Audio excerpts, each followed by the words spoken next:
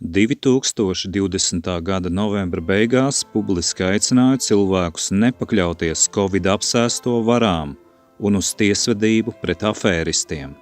2 nedēļas vēlāk mana bijusī Kristīna Ruģele 20. gada decembrī apmeloja mani, ka nesu paaugstinātu inficēšanās risku, tā kā nelietoju vergu lupatu uz sejas, bet no cita vīra, Kaspara Kārkliņa, ar kuru 11 gadus slampojās, postīdam 2 ģimenes, pēc tam izveidoja savu.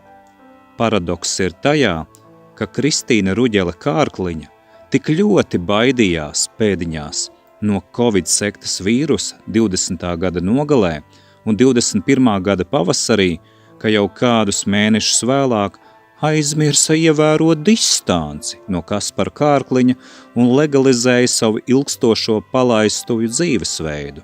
Šie maitas nolaupīja manus bērnus, Robertu, Danielu un Emīliju Markus, un tur manus bērnus gūstā jau 6. gadu, viņus slēpjot no manis, liedzot maniem bērniem saziņu un saskarsmi pret manu un pret manu bērnu gribu.